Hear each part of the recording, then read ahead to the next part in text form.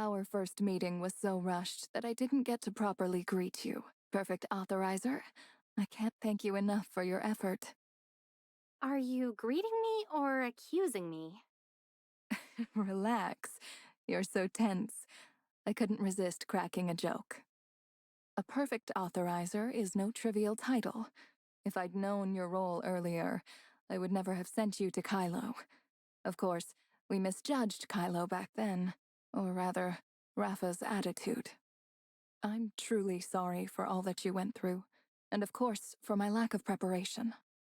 Being prepared can't solve everything. I thought this place was just like Vera in Domain 9. Now, after Lynsis, I think kindness might be conditional. What makes you say that? The Kylians seem to have the widest universe, yet they live in its most barren places. I met folks there who would rather fill their stomachs in prison and wait to die than enjoy their freedom. The Brighton Zone's so-called upper class abandon their morals, their hope. They drown themselves in music and booze, trying to erase their futures. The rewards for minors are so meager they might as well join the pirates' callous ranks. Then they're bullies or bullied, with no in-between. And if you don't want to choose either, well, then you'd have to be exceptionally talented, like Lynsis and Lechesis, just to scrape by in the gaps between the various factions. Kylo really put you through the ringer, so it seems. What of your two allies? I can't help but think about Veronica saying she'd trade her conscience for ambition. That's just the cost of hope in Kylo. Then there's Nanto. I have no doubt about his loyalty to Apex and the Todd family, especially since he's spent over a decade undercover in Anchor Infinity. Maybe that's what made him so capricious. For the sake of his loyalties, he puts Apex's interests above all else. In short, surviving Kylo takes constant sacrifice. Kindness and fresh fruit are the same type of luxury, and suspicion is the norm. Desperate times break people. The cataclysm was just as catastrophic for Asperia as it was for Kylo. But it was only after the suppressors became widespread that morality and order could be restored. But Kylo has clearly restarted production and shaken off the worst of the crisis. That environment is inseparable from the forces lurking behind Kylo. The forces behind Kylo? Did you uncover something at Hykros? This likely isn't news to you. You just lacked the evidence to prove it, and you couldn't verify with all the chaos in Kylo. The enemy capable of uniting Hykros and the heirs of Ida, the Servant. Did you find servants in Hykros? What about Kylo? It never crossed my mind. That is, until Rafa revealed himself as a servant. The Federation collapsed long after the Cataclysm. Could the servant have secretly survived until now? I confronted you in Kylo because there are some things we can't discuss with Hykros. Now that Kylo is under Void Piercer's control, it's actually safer. There's not much evidence for servants in Hykros. Void Piercer and I have only found a few clues in Gesthos' records. But the servants in Kylo, those are easy to track down. After Void Piercer sought my help, I immediately reviewed Hykros' internal documents on the Kylo space station. It was likely part of the servants' plan as early as 50 years ago. Plan? The Ark space station isn't a backup plan for the Kylians, but rather for the servants. Its location was meticulously selected by the servants 50 years ago. Kylo's Hykros has always been a leader in space rift technology, and the coordinates they chose mark a very special location. The research report states that it's a fragile point of spatial overlap. Fragile? Spatial overlap? Hyperspace. 50 years ago, the Origin Resonance opened the hyperspace gate. The space station's location might be a connection point between real space and hyperspace. So the station's location wasn't chosen for survival, but to aid the servant in reopening the hyperspace gate later on. This is almost an exact reenactment of the conspiracy from 50 years ago. Before the Cataclysm, Kylos' Hykros was overtaken by the Servant, which persuaded several prominent families and corporations to fund the space station under the pretense of refuge. But in reality, the servants were using the funds they provided to establish a spatial stronghold. The Kylo space station was not only an energy failure, but surrounded by space-time turbulence, interfering with their plans. I'm led to believe, then, that the cataclysm was not intentional. If that's the case, then the Ark space station's AI, Noah, was originally the servant's AI. Lana was modified from Noah by Agia, who was deceived, and Lana's destined to return to the servant. Bagus and Rafa, whether they are the same person or not, are both servants. They share a central goal: to welcome their master through origin resonance. This confirms Bagus's motives. He took advantage of the viral interference in the network, and maybe even found a way to modify a dimensional quantum supercomputer. If the station was really rattled enough to disrupt their plans, then Rafa destroying the Apex and exerting Anchor Infinity's control? It must mean he's reviving that original plan. Do you think they'll initiate the origin resonance? It's highly likely, but there's still one thing I don't quite understand. To my knowledge from the network, achieving their objective would require a global origin resonance. That's the easiest thing in Kylo. Why do you say that? Since this time's an emergency, I came alone. Later, Brevi will lead a research team to thoroughly investigate Kylo's space-time turbulence. Based on the information from Void Piercer, Brevi proposed a hypothesis: the entanglement theory.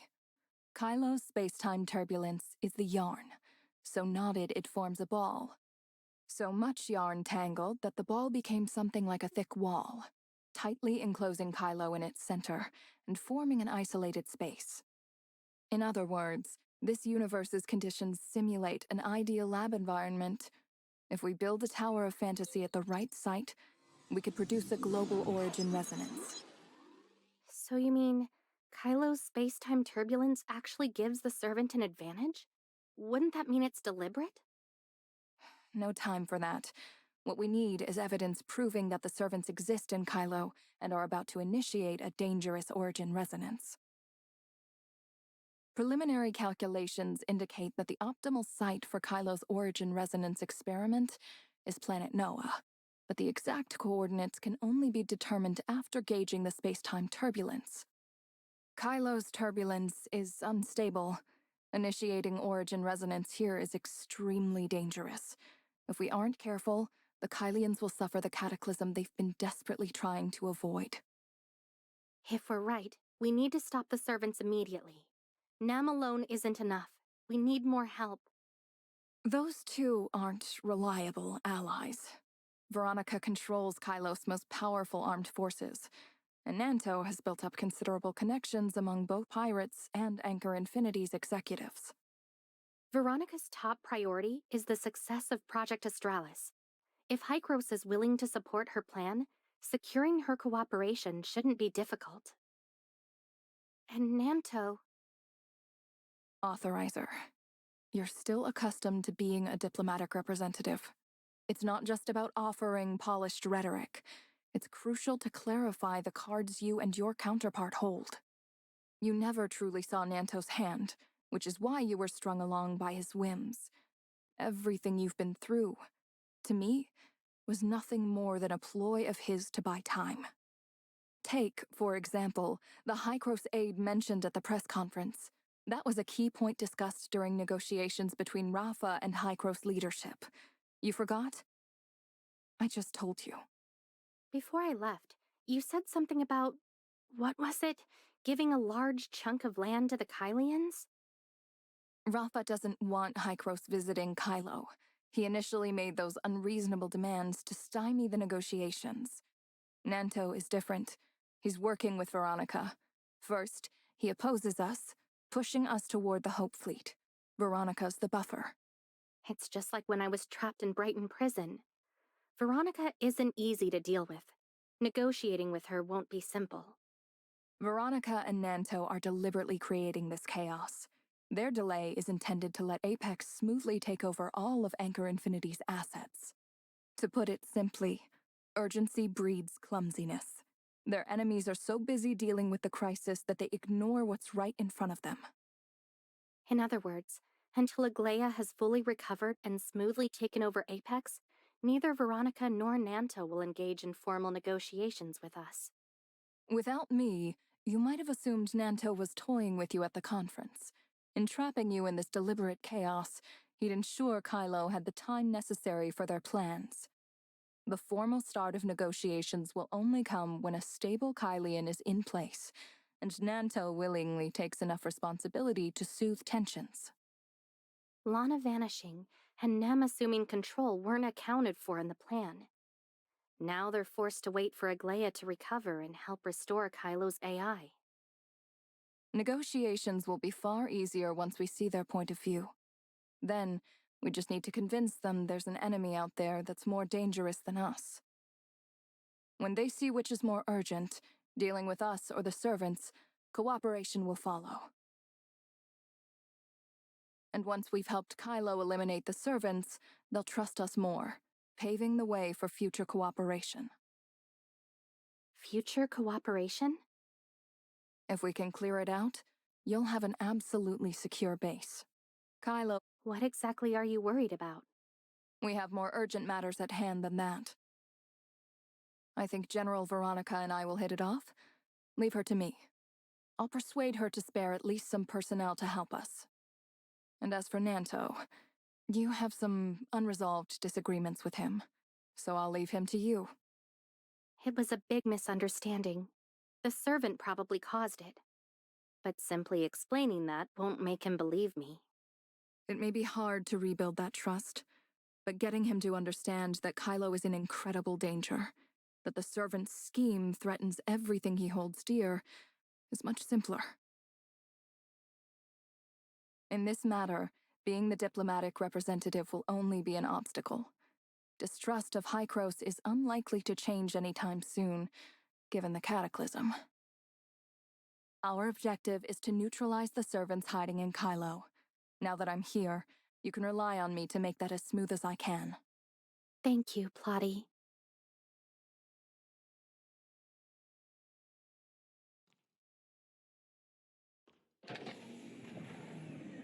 Were you waiting on me? We overheard your conversation with Plotty. There's something we need to tell you about Agia, but it's complicated. What happened? When I was at Helix Bio, I helped Nanto detain its executives. During the interrogation, Nanto asked them about the consciousness chips. We found his line of questioning a bit strange, and he seemed really anxious. So Nem prioritized accessing Helix Bio's data, then dug through some old document shards for clues. Agia once hacked into Helix Bio's consciousness research lab, accessed and manipulated their data on extraction, editing, and replication, and even used their consciousness management system while it was still in development. Before Agia was frozen, she must have done something to her own consciousness. The specific records are irretrievable. All that remains is the final consciousness file integrated into Lana's code. Meaning? Nanto is lying. Agia very likely hasn't awoken at all. He's just bluffing to buy time, because Helix Bio doesn't contain a complete Agia consciousness. So when he interrogated the executive from Helix Bio, was he suspecting they tampered with Aglia's consciousness? There's no other option. Nanto has been working undercover within Anchor Infinity on Asurada's orders. From the start, his only goal has been to ensure Aglia's safety and to protect Apex's interests. When he thought I would threaten Aglia, making sure I was dealt with became his top priority. Whether there was a misunderstanding didn't matter to him. But the fact that Nem helped me escape proves I can get through to him. I can help him overthrow Anchor Infinity. If I die, Aglia's chances of being saved will drop significantly. So he ultimately chose to cooperate with Veronica, to work with you, and to push you to join Project Anchor. When he last interrogated me, he took a risk cutting off Lana's surveillance, likely to assess the pros and cons of helping me. If Aglia hasn't woken up, As Plotty analyzed, his outburst at the press conference must have been to distract me. He's always wary of any move I might make toward Agia. So, what's next? If Aglia's consciousness has truly been merged into Lana's code, and Lana is an AI controlled by the servant, then whether Nanto believes me or not, he has to cooperate. Nem, you're our most important card right now. I know it's a tough spot, but you'll have to stay in Rafa's body for now. Shirley and I will go talk to Nanto first. By the way, don't tell anyone for now that Aglaia might not be waking up. It'll make it easier for Nanto to trust us. He's the suspicious type. He probably won't trust anyone but Veronica. Even if you clear up the misunderstanding, he still might not believe anything about the servant. We do need to clear up this misunderstanding between us, but whether he'll believe me isn't so important anymore. We just need to make him see that his true enemy is the servant. Even so, if you want to persuade him to cooperate, you'll need more leverage. With Lana gone, I can access Rafa's redacted Anchor Infinity files. Give me some time. I'll find enough evidence to prove the existence of the servants to him and Veronica. All right, Nem, Shirley, let's go visit Nanto first. I think I have a way to persuade him.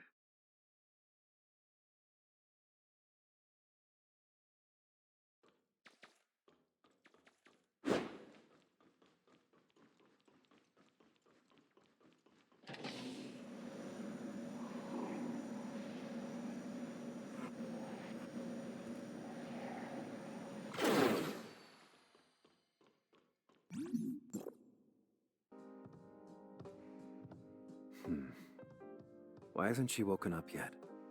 The cryogenic pod should have preserved her body perfectly. According to the consciousness chip management log, her consciousness hasn't been activated since its upload. There are no traces of any edits, either. Wait. I clearly received her distress signal. If her consciousness never activated, then where did that signal come from? What am I missing? There must be something wrong. Greetings, Master. The diplomatic representative and Shirley have arrived. They should be in talks about the upcoming negotiations right now. Why are they here? I'll go out and see them. You stay and keep watch.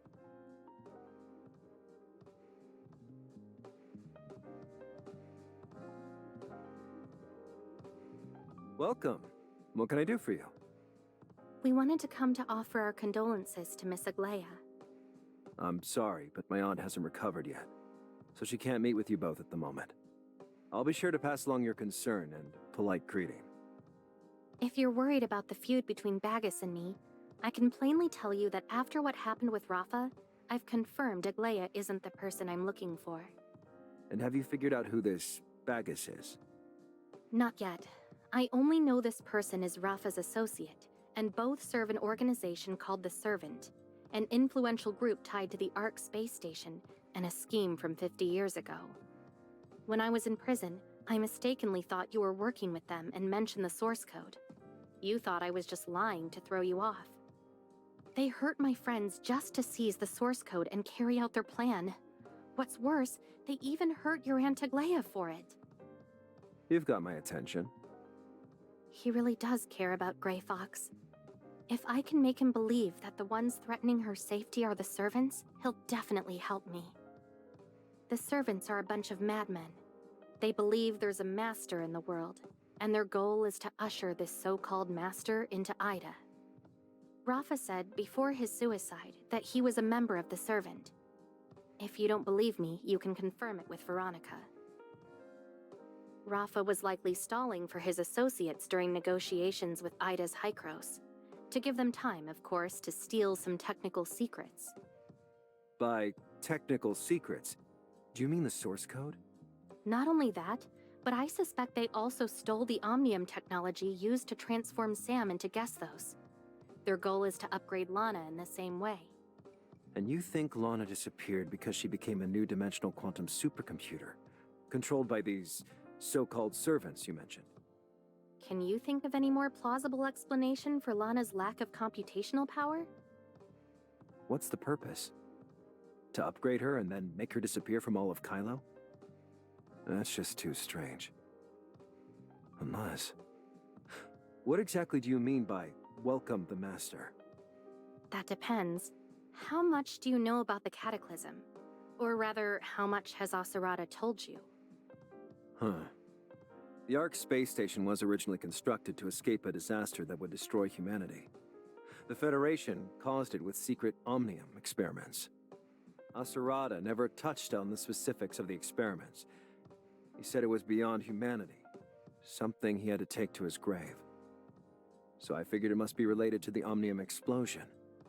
To most Kylians, myself included, Hykros, your organization, is responsible for all of this. But what if I told you that it's really the servant pulling the strings? You're saying there's this mysterious organization hiding behind the Federation and Hykros, secretly plotting a massive conspiracy for the past 50 years to... what? Exterminate humanity? To them, this isn't extermination, it's evolution. As I've said, they're insane. You didn't question or contradict me like usual. You've just been listening patiently. Is it because Agia still hasn't woken up? Or she can't? If what you say about the servant and these conspiracies is true, it sounds like Hykros knows a lot about them. How can I be sure you're not involved in this? I'm not here today as a diplomatic representative. I'm here as a collaborator. I know about Agia because I've been in the same boat. Once consciousness is uploaded, the servants can implant a virus into its data source. My friends and I have encountered this before. Also, Nem recovered previously destroyed shards from Helix Bio's archive. They show that Agia's consciousness was once merged with Lana's code. Did you see the same virus code? He's starting to believe me. When my consciousness was uploaded, Bagus implanted a virus in it called Gungnir. The creator of the virus must be well aware of Agia's ties to the tavern, and deliberately sowed misunderstandings between us to buy more time for their plan. If you keep prying, they'll only get closer to succeeding. No one knows what state Agia's consciousness is in right now. The longer we delay, the dimmer our chances become. You came to me with this. What do you want? You might not believe it, but to me, Agia and Aserada are like friends. Even though they don't know me, I feel like I know them from history. The ones who hurt Agia and the ones who hurt my friend are servants. We were the two most likely to team up, which is exactly why the servants are trying to sow discord between us. After lying low beside Rafa for so long, you should be well aware of his tactics to divide and conquer. Against such an opponent, our only chance of victory is to unite. So, I'm going to tell you everything I know now, in hopes you'll help me identify the servants hiding in Kylo. Together, we'll find a way to rescue Agia. I can give you some time to think, but not much. I'll be on my way now. You know where to find me. Those words sound eerily familiar.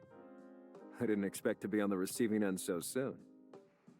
My aunt still hasn't woken.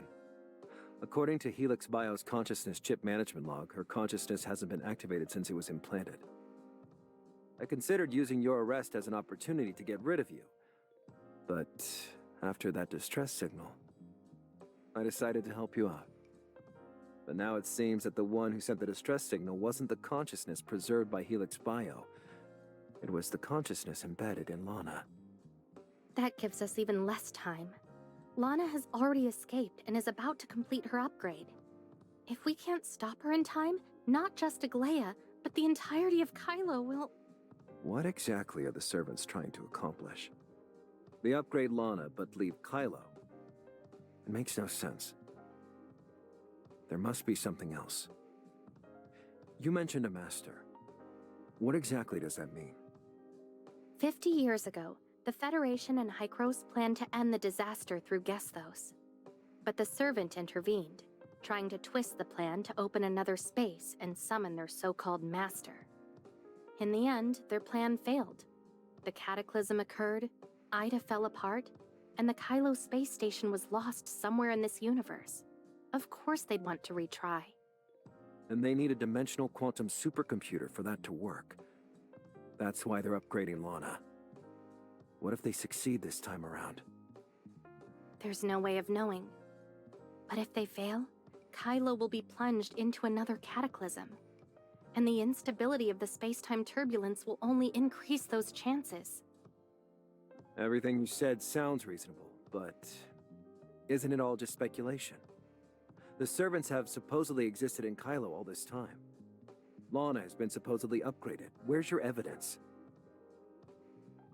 Even if everything you say is true, it's not just me. Even Aserada was in the dark about these servants before his death. I don't see how I can help. You've been shadowing Rafa for so many years, yet you never knew he was a servant. Naturally, those clues wouldn't jump out at you. I've told you everything I know about the servant. Over the decades of conflict between Apex and Anchor Infinity you've witnessed, you surely have a lot of information that could come in handy. Nem is searching Anchor Infinity's servers for any clues the servants may have left. You have an independently operated Apex server.